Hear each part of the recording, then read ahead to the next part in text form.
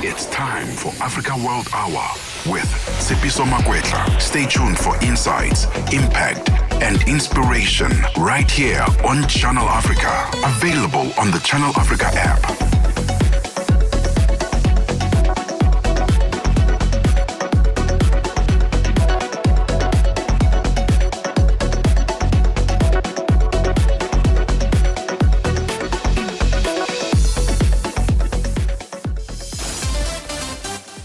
Tsepiso Makwetla winds it down on Africa World Hour, 9 to 10 p.m. And it is a very good evening to you. A warm welcome to Africa World Hour, the Monday edition on this Monday, the 23rd of March, 2026. A very good evening. Welcome to it. I am Tsepiso Makwetla. This is Channel Africa. Stay connected to Africa and the world with Channel Africa, the international voice of the South African Broadcasting Corporation. And just a reminder, you can reach out to us on the social media platforms or watch us live anytime, anywhere. Simply download the Channel Africa app, channelafrica.co.za, and that's on the mobile app. You go to your Google Play Store or iOS Apple Store, and that's where you'll be able to watch us. DSTV, OpenView, we've got audio bouquets there as well, and we are at Channel Africa 1 on all other social media platforms, at Channel Africa on Facebook. Welcome to it. Let's take a look at your top stories this hour. It's time for Africa World Hour with Tsepiso Makwetla. Stay tuned for insights, impact, and inspiration right here on Channel Africa. Available on the Channel Africa app. And looking at the new headlines, the National Union of Mine Workers of South Africa has expressed relief at the retrieval of the bodies of all 5 mine workers who died last month in the Ekapa minerals in Kimberley in the country's Northern Cape province. The miners were trapped 890 meters underground after a mudslide on the 17th of February. The last 2 bodies were brought to the surface this morning. NUPSA, a union official in the city of Kimberley, Lerato Mohatlani, says this will allow the family some closure. Firstly, look, as NUMSA, we are relieved that the first part is now done. And then we wish these families strength during this period. And we believe that the struggle for the contestation of the liquidation process continues, where we will be back at court on the 17th of April 2026. Again, more than 1,200 families were buried alive by the mine, as their February salaries are still not paid. Abuja-based security analyst Chidi Omeje says Nigeria needs the intervention provided by the United States. This comes after the U.S. deployed MQ-9 Reaper drones and around 200 troops in what officials described as a non-combat intelligence support role aimed at helping tackle the growing threat of Islamist militancy in northern Nigeria. The attacks have raised fresh questions about regional security and the evolving role of foreign partners in West Africa's counter-terrorism efforts. Major elaborates.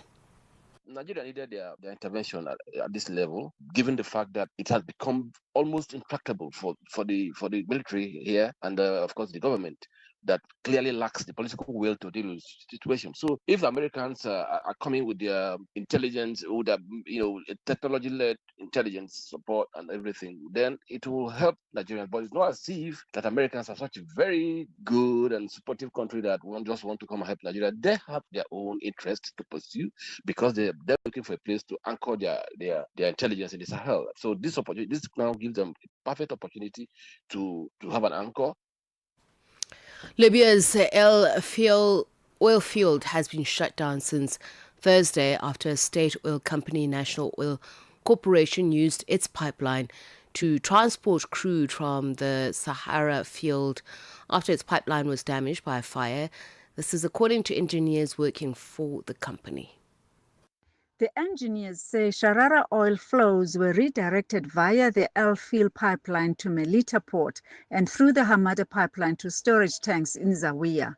They also say that pumping capacity from Sharara via the alternative pipeline is between 80,000 to 100,000 barrels per day. El Feel, which has capacity between 80,000 and 90,000 barrels per day under normal circumstances, is operated by Melita Oil and Gas, a joint venture between NOC and Italy's Eni. Production at El Feel is expected to resume in a week to 10 days. The British Prime Minister Keir Starmer has described an arson attack on 4 ambulances belonging to a Jewish community service in North London as a deeply shocking anti-Semitic attack. Residents in the suburb of Golders Green, which has a large Jewish population, said they were woken by explosions in the early hours of today. The BBC's Lucy Manning has those details.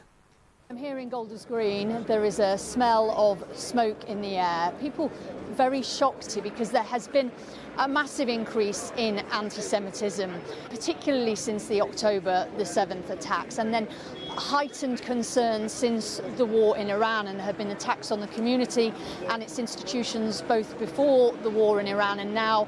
The feeling here, speaking to members of the community, is while there is shock and anger at what has happened and some fear, there is a determination to keep being resilient. And finally, Hong Kong is giving its police significant additional powers to demand smartphone passcodes from residents. Those who refuse to comply could face up to a year in prison and a fine of nearly $13,000. The BBC's Martin Yip has those details. Changes to the bylaw was announced by the city's leader, John Lee, bypassing the Legislative Council. It is also beyond the purview of the courts. Under the new regulations, police officers may name anyone as a designated person and demand passcodes and passwords, not only for smartphones, but for any other electronic devices. A wrong password or deliberate falsification could lead to the prison term being tripled. A government spokesperson claimed the amendment was in conformity with the provisions on human rights. Big conversations about Africa's climate future are coming to Johannesburg. Africa's future is on the agenda. Don't miss your place in the conversation. Channel Africa, in partnership with Wits Business School, presents Africa Matters. Climate change, financing Africa's recovery on the 25th of March. Join us live. We are excited to be broadcasting live this Wednesday at the Africa Matters Summit. Do join us there. It's going to be a very wonderful gathering of Africans. Broadcasting directly from Wits Business School. Real conversations, real solutions. So join the conversation. Africa Matters. Be part of the conversation. Only on Channel Africa. 1 hour, 1 continent, 1 voice. Africa World Hour with Tsepiso Makwetla on Channel Africa, the African perspective. With only 2 days left before the launch of Channel Africa's inaugural Africa Matters Summit, my colleagues Peter Ndoro and Tami Ngubeni have highlighted the importance of the just transition on the continent taking place this Wednesday at Wits Business School in Johannesburg, South Africa. The summit will bring together industry leaders to chart a way forward on a range of issues, including high carbon projects and energy transition. Ngubeni says the conversation is perfectly timed. What an apt and important topic to be focusing on, one that directly impacts not only the future of the continent, but the very current and present reality. And what we're doing is dissecting the solutions to a problem that the whole world, or at least most parts of the world, has acknowledged is a global issue, and one that impacts the African continent quite disproportionately in comparison, to other countries. So what's important for us is to look at the solutions of how we can try and, stop the impact and also reverse the damage that has been done, and to put Africa back on a foothold that will allow the continent to progress. So you'll be facilitating a discussion on climate financing. How critical is funding to Africa's ability to respond to climate change? Peter, money doesn't solve everything, but it certainly solves a lot of problems. The impact of climate change can be seen in infrastructure damage. That takes countries back developmentally in leaps and bounds. it really compromises and increases the investment risk. Crops, livestock deaths due to heat waves or excessive droughts. So it is important to have the financing in order to mitigate all of the impacts of climate change, but also to see how can we future-proof the nation and how can we future-proof the continent from the effects of climate change, which we are seeing and which is devastating the entire continent. So we'll have various stakeholders who are going to be there, and we'll look at the solutions and the technologies that are currently available and those that are perhaps in development, and to see how finances can be funneled towards that direction in order to fund ourselves also internally as the continent, and not only rely on quote unquote what some countries look as charity, but in truth financing climate change as far as the African continent is concerned is not an issue of charity. It's an issue of justice, and it is an issue of compensation, because the continent only contributes apparently about 4% of the impact of global warming, and yet disproportionately we are affected. So it is really about justice. It's not about charity. So you've got a fascinating panel. What will you be focusing on in particular, and what are you hoping will come out of it? We're focusing on solutions, Peter. We have financiers, financial institutions involved, and those who are involved in raising developmental funding on the continent. So we'll be looking at the type of instruments and tools that are currently available for climate financing, as well as possible solutions of putting together a funding mix, so to speak, on how we best as a continent can go about doing this internally, instead of waiting for funds that are coming outside of the country, or funds that may be quote unquote allocated or donated to us. But what are the funding instruments that Africa can use and put together and construct so we may be proactive in the mitigation of the impact of climate change?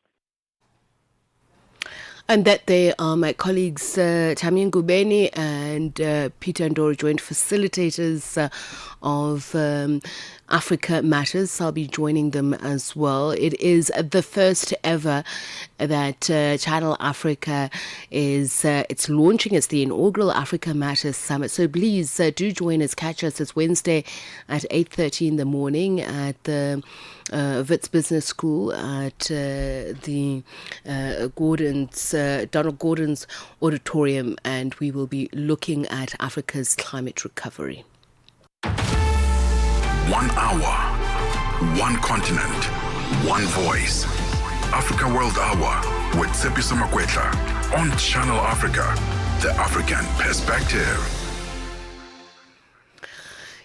US President Donald Trump has announced a 5-day postponement of planned military strikes against Iranian power stations and energy infrastructure. The decision followed what Trump described as very good and productive conversations with Tehran leaders aimed at a complete and total resolution of hostilities in the Middle East. For a look at what this back and forth means, and also most importantly the mixed messaging, contradictory messages, we are joined now by Iranian American researcher Dr. Samin Yudat. A very good evening to you, and thank you so much for speaking to us.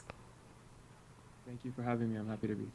Let's just first start with the fact that the Foreign Ministry of Tehran has come out rebutting the statement that there are actually talks between Iran and the United States. Your thoughts about that?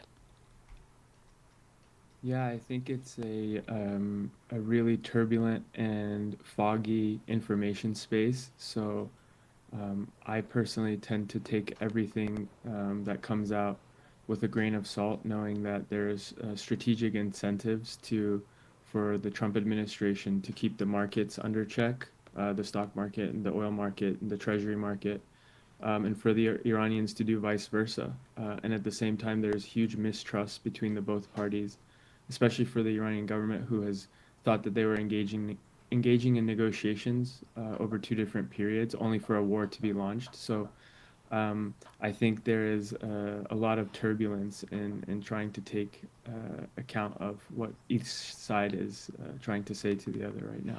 Would it be unusual, though, and it just really drills down to whether or not there is genuine diplomatic confusion, or if it's possible that in the contest for who controls the narrative or how the narrative is relayed, that there are actually back channels that are at play, that talks are underway, but cards are just not being revealed. I would venture to believe that both sides want to open different channels, so they are probably preparing for continued escalation, at the same time seeing if there are potential ways to create off-ramps that would allow both sides to each claim a kind of victory. But the sort of moratorium by Donald Trump over 5 days is very clearly timed for the beginning of the opening of the markets on Monday, and then the 5 days will coincide with the close of the markets on Friday. So that is something to take into account.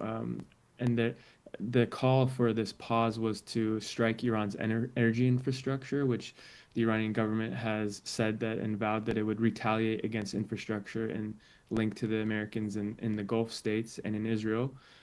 So the war is very much kinetic and ongoing, even as there's these kind of talks about to happen. Now, let's talk about that practicality. We saw rebounding stocks as a result of that announcement by US President Donald Trump that there's going to be a cessation of 5 days. And there's been speculation in some quarters, and if you want to tell us about the technicalities as well, you can do that, but it's also about stock manipulating, particularly fuel futures, etc.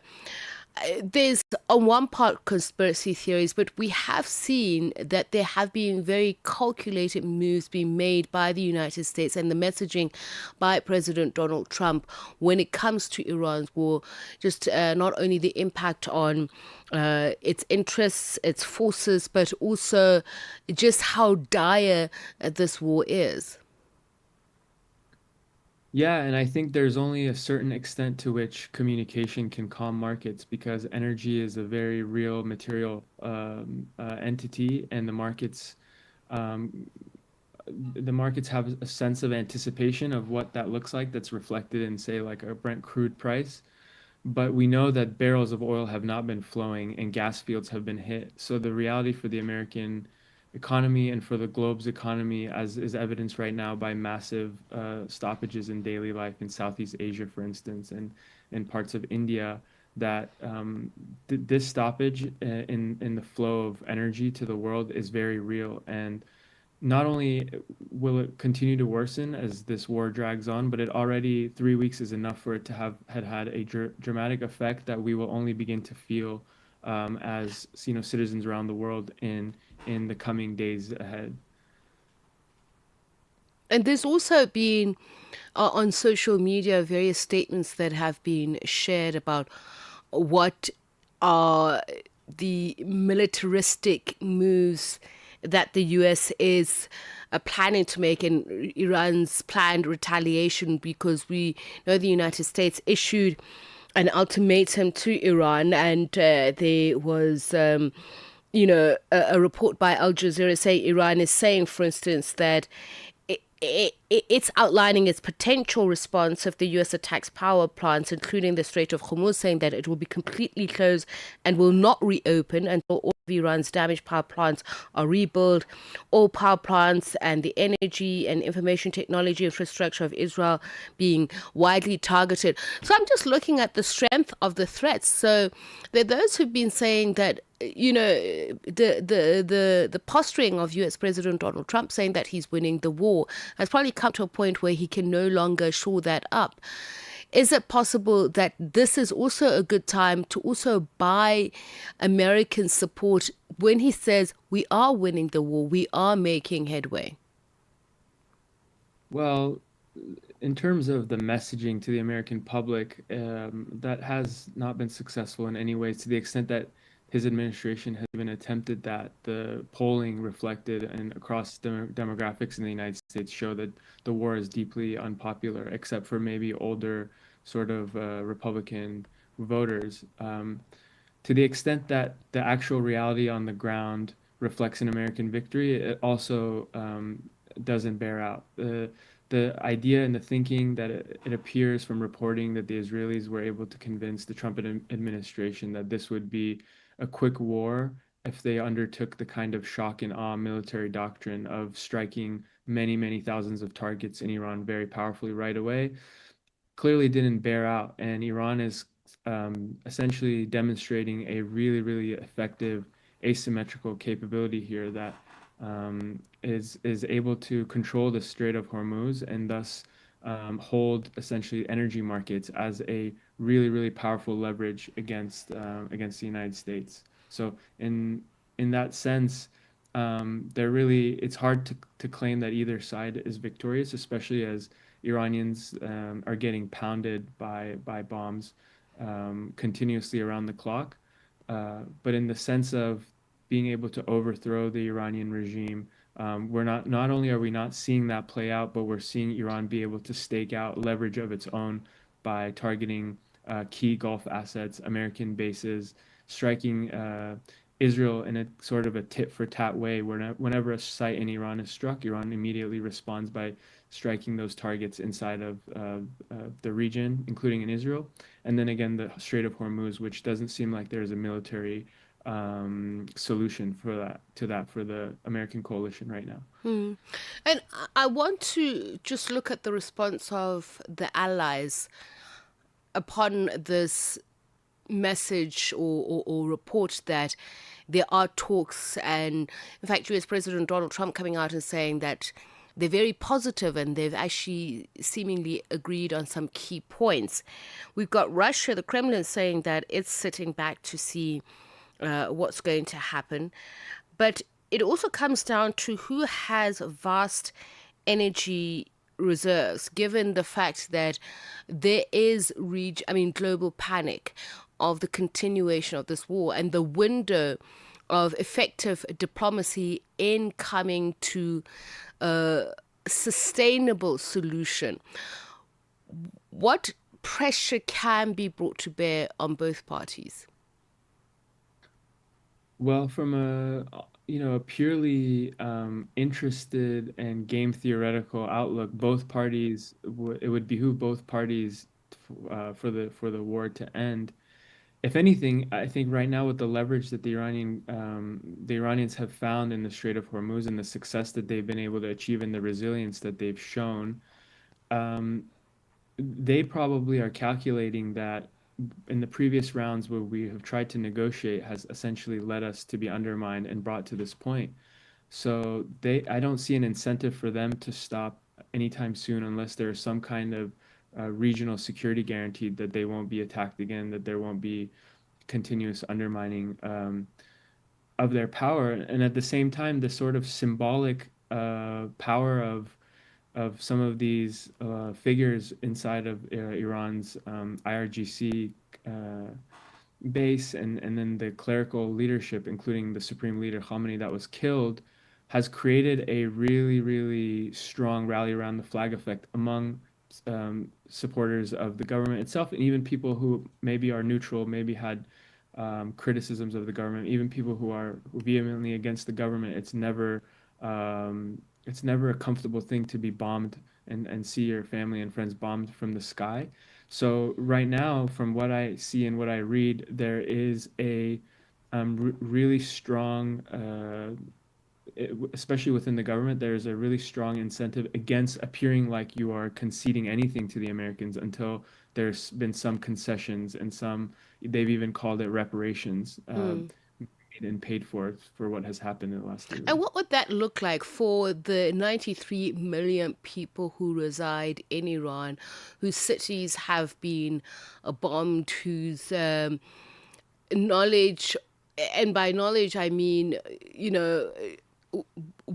instinctively what is home, what they call home, and what they assimilate with home.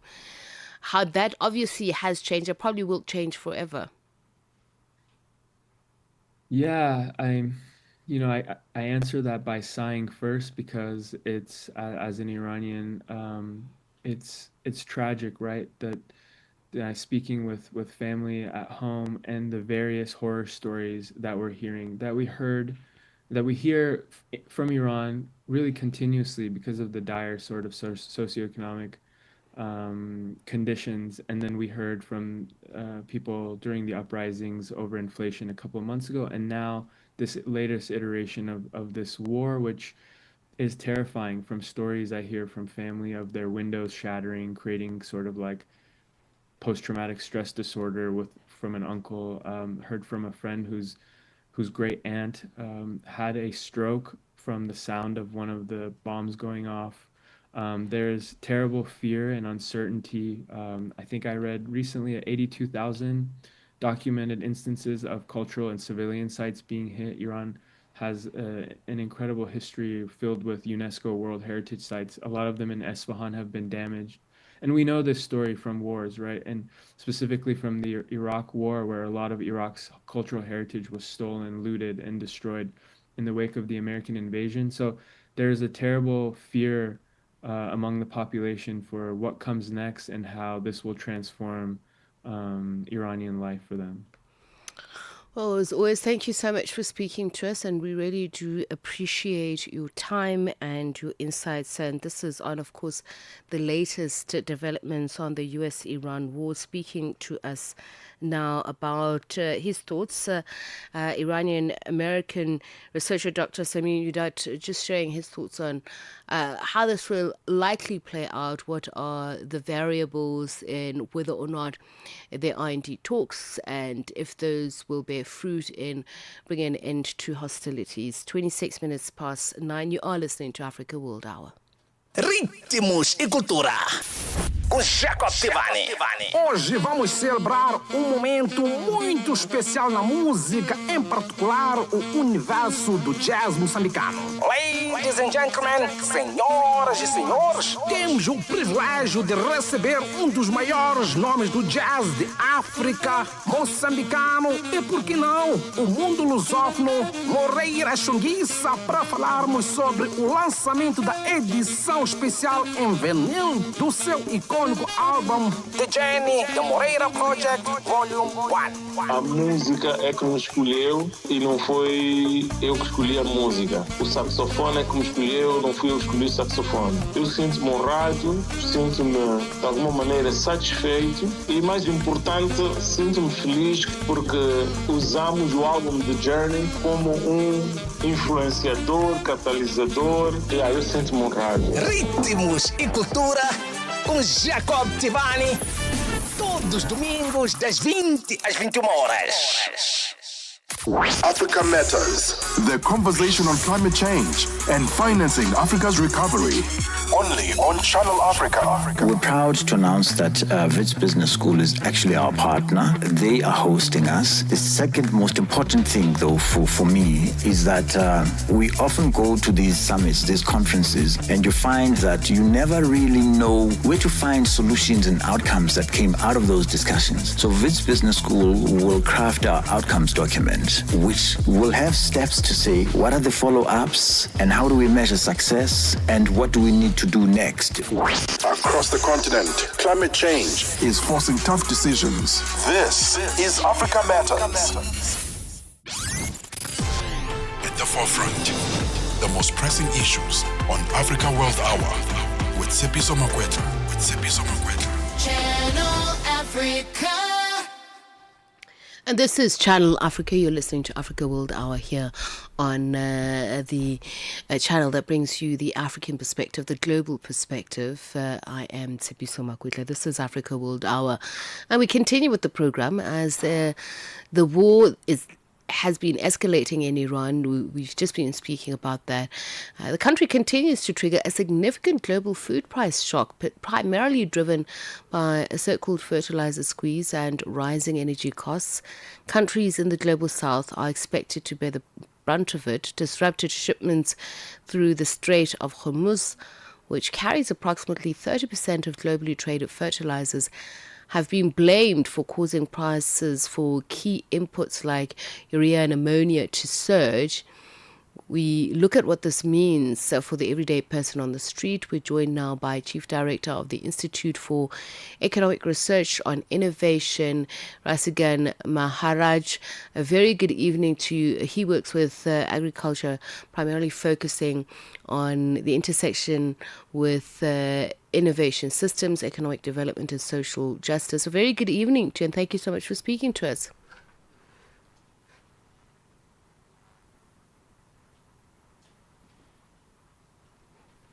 Are you with us, sir? Right. I am so sorry. That was just a fault of the usual internet connectivity. I'm so sorry about that. I thought it was the notorious mute button. Sometimes we... That's it. Yes. But no, thanks very much, Tshepo, and also greetings to all of the viewers.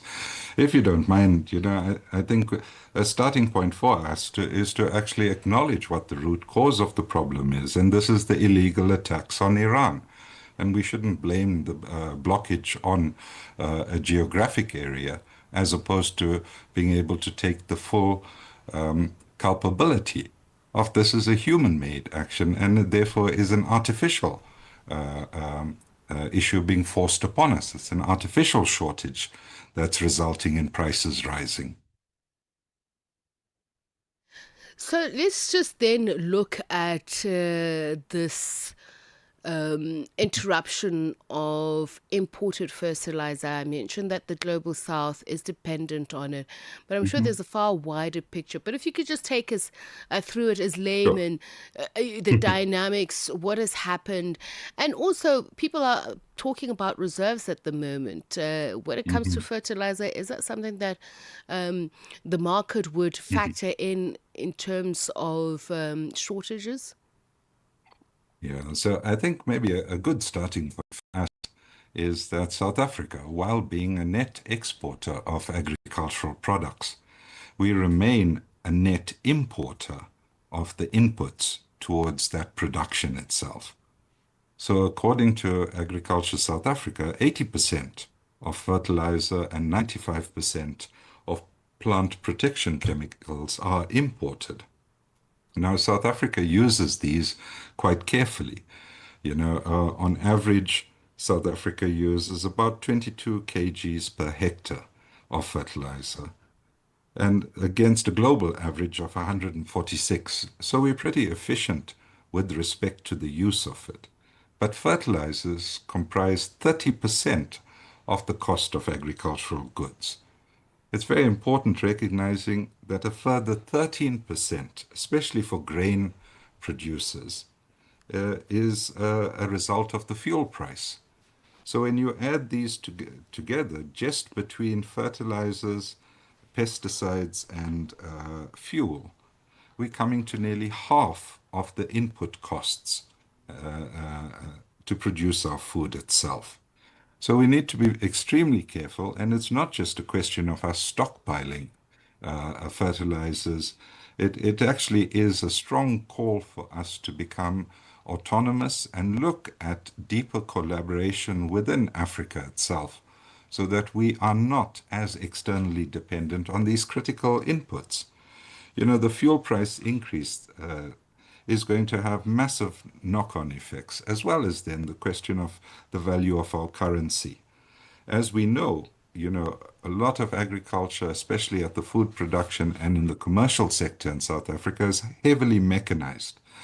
So these impacts will hit not just on us planting and harvesting, but also the post-harvest logistics. How do we move the goods and services from the farms themselves into the shops? So, on that basis itself, let's look at what flows through the Strait of Hormuz, yeah? And let's do that. So how much of it comes Mm-hmm. from the Strait of Hormuz, and particularly that which African countries import from there? Absolutely. So 20% of all global oil is moving through. but at the same time, 30% of fertilizer supplies. So 30% is an average, I'm sure you realize that. There's 38% of the nitrate-based fertilizers and 20% of the phosphate-based fertilizers that are coming through. That's significant amounts, 1/5 of the inputs. So whereas in 2022, when we last experienced a major crisis in this area itself, it took months before the prices actually increased and were corrected. But in the last 3 weeks, since the illegal actions against Iran have been taking, these attacks have been taking place, the prices have risen almost 28.2% for fertilizers. So this is having almost an immediate impact upon us. Returning back to South Africa, we had managed collectively and through a lot of pain to bring down food price inflation in South Africa. By February, according to Stats South Africa, we were down to 3.7%. Now, I'm quite sure, based on the numbers and especially our expectations on fuel price, that's going to go up just in a week and a bit's time by 5 Rand 30 at least, and the possibility that it may actually increase by 8 Rand thereafter. This is a 26% increase since the previous month. And these are prices that farmers, those that produce our food, will not be able to add to the price of what they sell. Why? Because in many instances, food, especially grain, etc., has been pre-purchased. In other words, it's going to leave the farm gate at the price at which it was bought. So we're looking at severe distress as a result of that. And that's why a stronger emphasis should be placed on the work being done to reintegrate ourselves within Southern Africa and Africa. To give you an example, sorry? I wanted to ask you if there are alternative supply routes or fertilizer sources that could be relied upon. Well, I keep encouraging that we balance between fuel as a whole, in other words, the petroleum and oil products, and then within it, those that we derive for pesticide use or improving the fertility of the soil itself. So an example being the Dangote refinery in Nigeria, as an example, since the advent of this crisis, has been able to meet all of Nigeria's domestic fuel needs, while at the same time being able to export fuel to Cameroon, to Cote d'Ivoire, to Togo and Tanzania. A question should be asked with respect to ourselves. For those of us that occupy this space, which is called Sub-Saharan Africa, 220 million of the 800 million people that are considered by the United Nations to be undernourished live in our territories itself. And so the impacts are not just at the level of production, but also at the level of consumption. Once these prices increase, does it mean parents are going to make a choice of how to feed their families? These become critical issues. And here we really need the state to intervene and for the public sector to provide sufficient cushions through which people can get past this. All right, just a quick final question. I'm sorry. Sure. We are running out of time, and I'm trying to get as much as I can in terms of getting you to answer my question. So from a policy perspective, what can we do to, wean ourselves off from being reliant on these key global choke points? So I think we have already embarked on some of these, and what we need to is accelerate the pathways that we've created.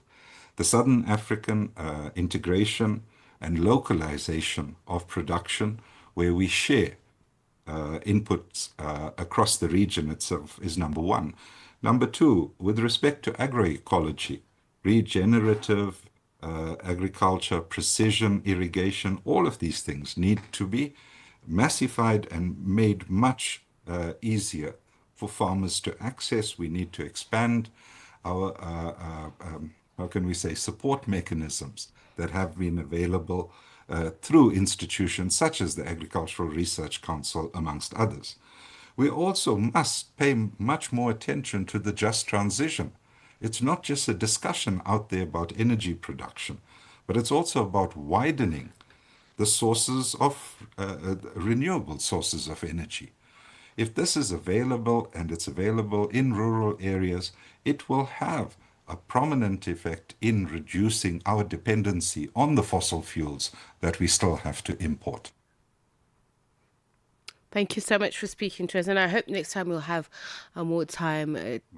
Professor Rasigan Maharaj brings the time to 20 minutes to 10. Franschhoek, get ready. The vibe is happening this March. The Monroe Jazz Festival Franschhoek is bringing more than 30 local and international acts for one unforgettable weekend, including DJ Zinke, DJ Kent, DJ Kent Zero, Layla Hathaway, Robert Glasper, and Bilal, plus many more. From 27 to 29 March 2026, experience the music, the culture, and the energy. Grab your tickets now at ticketmaster.co.za. Monroe Jazz Festival Franschhoek. Feel the energy. Live the moment. Across Africa, communities rise with the promise of clean water and clean sanitation. The African Union's 2026 theme calls us to action. It's about mobilizing real commitments, securing climate-resilient water and sanitation projects, and ensuring that water becomes a driver of sustainable development and prosperity across the continent. A landmark moment, not only for Africa, but for the global movement for access to safe water for all. Assuring sustainable water availability for every home, every village, every nation. This is the Africa we want. Channel Africa, the African perspective. Africa World Hour. Africa World Hour. Unpacking global headlines from an African perspective. And it is now 18 minutes to 10. Nigeria's beauty and personal care sector has long been associated with risks of unregulated products and high-risk procedures. But that changed this month with the landmark rollout of the 2026 National Policy on Cosmetics and Non-Surgical Aesthetics, aimed at curbing the epidemic of hazardous skin bleaching agents and unlicensed med spa practices. This policy marks the most significant regulatory shift in West African beauty history. Joining us to break down what this means for both practitioners and consumers is Zainab Bashir Yao, licensed medical esthetician and leading voice for ethical skincare in Nigeria. Zainab, thank you so much for taking the time to speak to us. I know we've been fooling around with our diaries to see if we can marry them enough for you to come and talk to us about this very important subject. It's very important. People talk about it, but not from an educated perspective.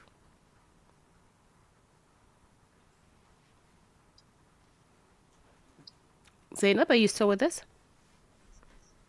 Okay, hello, good evening. How are you? I'm fine, thank you. Great. At least My now apologies, the network is a bit shaky, so I had to turn off my video to be able to hear properly. No worries. So tell us about this landmark regulatory decision. Why is it important, particularly for Nigeria and West Africa?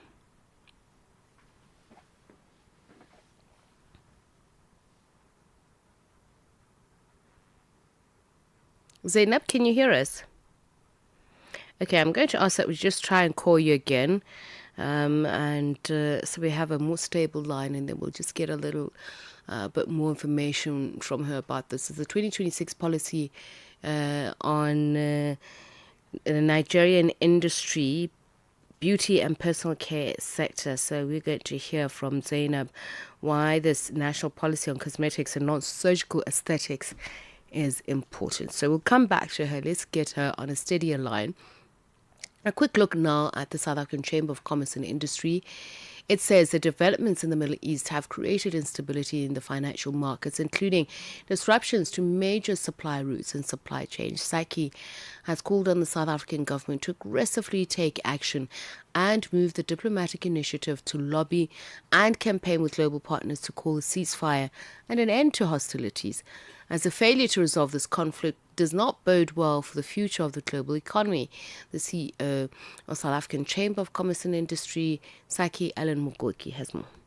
We are calling for immediate cessation of hostilities. We are calling for an immediate ceasefire amongst the warring parties. This war is now no longer confined only to the interest of the United States of America, Israel and Iran. It is now a war that is now dragging the entire global community into an unsustainable conflagration. The impact is now very devastating. The rise in the oil price, the blockages that are happening in the international waters in terms of trade and the movement of ships and goods that will definitely have a significant effect on global supply chains.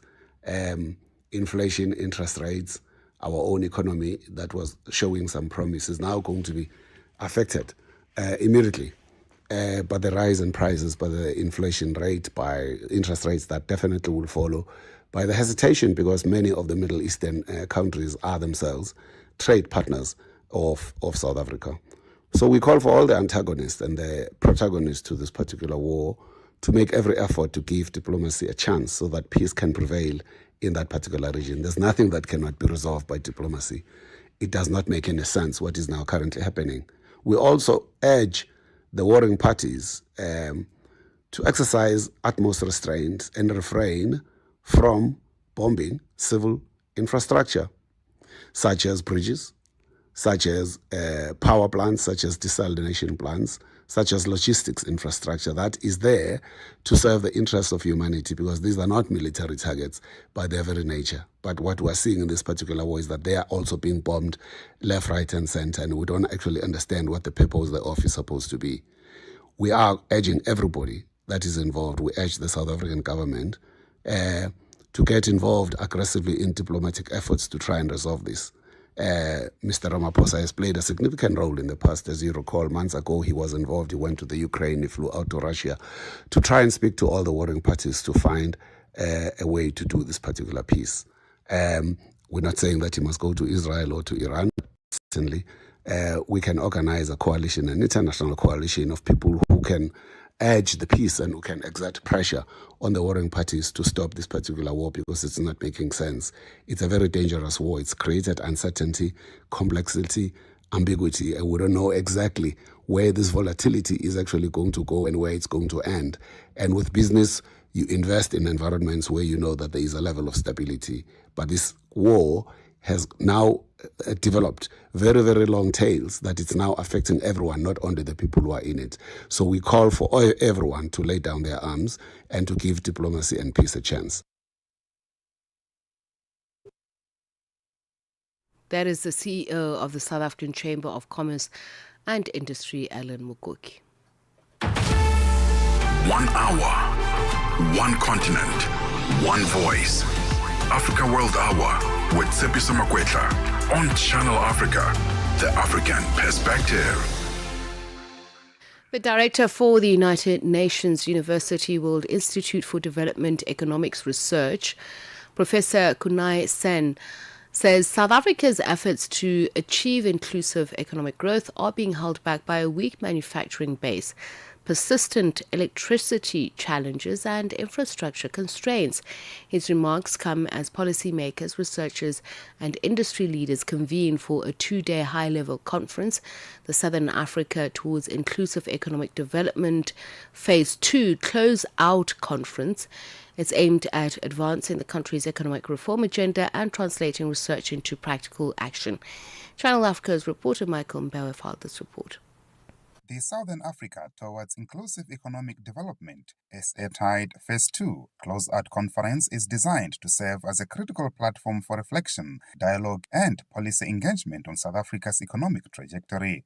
Drawing on the insights and lessons generated during SA-TIDE Phase 2, the conference aims to assess the country's most pressing structural challenges while identifying practical pathways for reform and inclusive growth.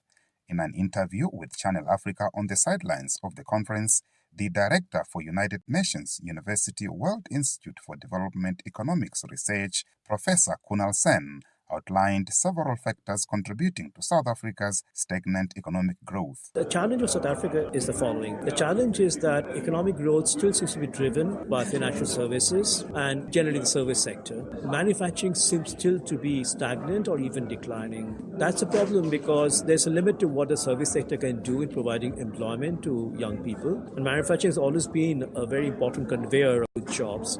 So the challenge now is, can Operation Bulenda make a difference in increasing manufacturing employment? And there, of course, one can argue some of the infrastructural bottlenecks have held manufacturing behind. Obviously, one of the most important has been the electricity issue. As a factory, you cannot produce if you don't have electricity. So potentially, these reforms can help to ease the constraints of manufacturing. I do believe that without manufacturing recovering, South Africa was very strong in manufacturing many years back, but that is not the case now. But what are the remedies to these challenges?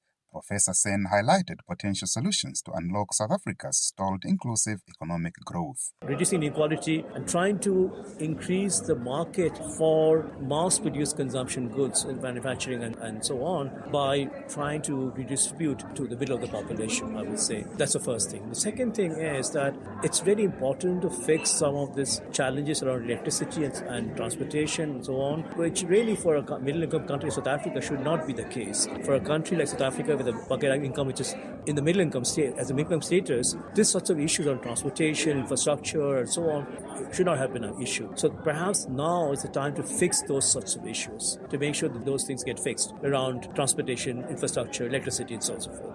Professor Sen also identified shortcomings in South Africa's education system as a key barrier to inclusive growth, warning that gaps in skills development continue to drive high youth unemployment. The third thing I would say is to think more carefully, why do we have such high unemployment among the youth? And are there things that the schooling system is not delivering? There's a better skills for the large section of those who are unemployed. Maybe there is still a problem that even though South Africa has expanded education, schooling quite remarkably in the last several years since the end of apartheid, but perhaps still the schooling system is not delivering the skills that the modern job market needs, the modern labor market needs.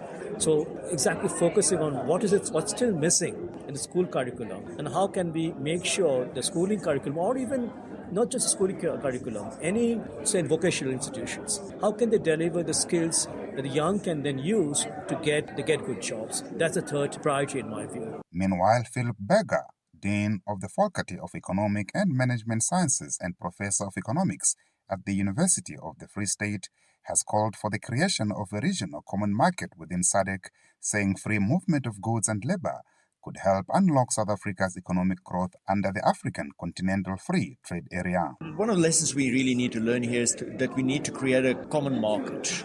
If the whole African continent is too ambitious to start off immediately, maybe we should look at SADC. We already have, in effect, a free flow of people. We have undocumented immigrants. Maybe it's time that we develop a common labor market and then also look at the free flow of goods, at least within SADC, looking at the constraints to take things across borders, so that we have one common market and to start developing it like that. We've seen in a number of places where there were common markets how this can work. And, South Africa has had basically a customs union with Lesotho and Swaziland and Namibia and so on. It's the oldest existing customs union in the world. Professor Berger highlighted that South Africa could tap into the 300 million strong SADC population, noting that even partial growth of the middle class would create massive market and economic opportunities. So SADC has about 300 million people, population. If only 10% of those people, 30 million people, if they move into the middle class, think about the market opportunities. Because people will need fridges, they need homes, they need cars, they need, everything that goes together with a middle class existence. That is a huge business opportunity for all of us to work on and creates enormous opportunities to grow economies. Michael Mbewe, Channel Africa News, Johannesburg. South Africa's Water and Sanitation Deputy Minister David Mahlobo says the country is grappling with water supply reliability. He says this is one of the many water-related issues that government is currently faced with. Mahlobo submitted oral presentation at the National Investigative Hearing into the Food Systems of South Africa taking place in Johannesburg. Mahlobo says there has since been progress in access to water and sanitation in the country. Notando Makutilela reports. South Africa is currently faced with a water crisis, leaving many communities without water for days at a time. Water and Sanitation Deputy Minister David Mahlobo says the current water crisis is not due to the lack of water availability. He says the issue lies with the lack of water supply, which remains unreliable. According to Stats SA 2024 household data, nearly 1 in 5 South Africans lack access to safely managed sanitation, and while over 70% urban residents have access to safely managed water, only 37% of rural populations do. Access to water in our country has moved to 90% plus. The access to sanitation has moved to 87%. These are official statistics. The problem in our country is reliability, which is a different fact. Reliability of supply in the own reports we've produced ourselves by the Auditor General, COGTA, National Treasury and experts. Our reliability has gone down to 67%. In other areas it's less than that. And non-revenue water is at 47%. And then the issues of effluent discharge is a problem. Water tankers have become a norm that is rejected by many. Mahlobo says government has noted that this system has led to the abuse of women and children. Tankering is an alternative and a temporary measure. And in many instances, it has become a permanent feature. Secondly, it has exposed people to abuse. Women are abused and girl children ask for sexual favors just to buy water. The water is being sold. That's one of the issues that is being happening. It is so erratic, unreliable. The inquiry has reached its last day of oral submissions from industry and government after 2 weeks of physical and virtual presentations. Notando Makutulela, SABC News, Johannesburg. And finally, the Kenyan government says it will grant amnesty to Kenyans who illegally joined Russian military operations in Ukraine after Moscow agreed to stop recruiting Kenyan nationals. Prime Cabinet Secretary and Foreign Affairs Minister Musalia Mudavadi said the decision followed diplomatic consultations in Moscow with Sergei Lavrov, Russia's foreign minister, during an official visit from March 15 to March 18. The talks addressed the growing number of Kenyan nationals recruited to fight for Russia in the conflict with Ukraine, a development Nairobi said was facilitated through irregular and potentially exploitative channels. More from a Kenyan legal expert, Areba Amwonyo Samba. I think this is one of the steps that is trying to deal with a very grave situation locally, in that we have had a number of people going out for the enlistment and catching our government flat-footed and not having been very clear that they have gone out to be enlisted as in foreign armies. As I started to realize that our Kenyan law prohibits such an act, in that what we have as the penal code criminalizes the act of a Kenyan citizen going to enlist in a foreign military or an armed forces of a foreign country without a written authority of the president. So taking into account that labor mobility is highly regulated from Kenya, and the Kenyan government did not get to detect or rather protect the enlistment of Kenyans as in foreign armies, then there has to be a way of sitting back and asking, how then do we ensure that those who are already enlisted are back and without a lot of punitive measures? So this is just one of the measures which is being used to deal with this very dire situation. And how does this move boost relations between Russia and Kenya? I think so far so good. Kenya enjoys a good working relationship with Russia, and although there have been issues which which have been brought in by this kind of enlistment of Kenyans,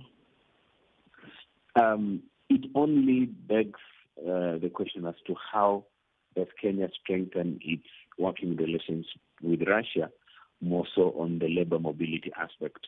It is going to make different stakeholders in the labor sector and, of course, the trade sector rethink and relook how people are moving in and out of Russia to Kenya and how people are moving in and out of Kenya to Russia, so that then we're able to safeguard the interests of Kenyans of these two countries. And that's it from Africa World Hour. Here's a quick preview of what's coming up on African Diaries. Shayla Ndikumana is ready to take over. Absolutely. So in the first hour, we speak to Dr. Pearl Mashwene, who's going to be talking to us about HPV, human papilloma virus. And there are over 100 forms of HPV across the continent and beyond. And so we look at preventative measures, the vaccination that's rolling out currently in South Africa, and we see what the rest of the African continent is getting up to. And then second hour of the show, I'm excited. Tsepiso, I'm putting you on the spot right now. If you were, someone was trying to persuade you to do something, would you be more sold on facts or on their social bodily cues? I think I have an automatic visceral response to whether it's something I want to do or not. So if internally something automatically rejects it, either or, you can come with all kinds of answer is already there. Just like that, Tsepiso's proven to us that Terminator still exists, and she will terminate your thoughts if she's not for it. But we speak to that, how the primitive state of human beings is still what people manipulate to get their way, essentially. No, an approach is everything. Yeah. But you know it, we all, or at least for me, the gut instinct really does rule. I don't think people listen to the gut, though. I think they can hear it, and it's whispering, sometimes even shouting, but people don't listen. And I'm not saying we all do, because even I am guilty of that. But generally, when it's, and it's also because you have grown up learning to, I've said way too many yeses in my life. Come on. So then you're just like, really, do I need to? It's funny, we've been having a conversation with somebody right now, and I'm like, this flu has got me on my knees. And one has to be self-preserving at some point. You have to choose your battles. It's not about level of importance, but how are you going to come out of this at the end of the day? Type thing, you know? Well, ma'am, that's how we get into African Diaries, which we have already. And that's how we say, Shwit Nyamali, good night. Conversations that touch the heart and inspire change. Here on African Diaries, only on Channel Africa. Join us on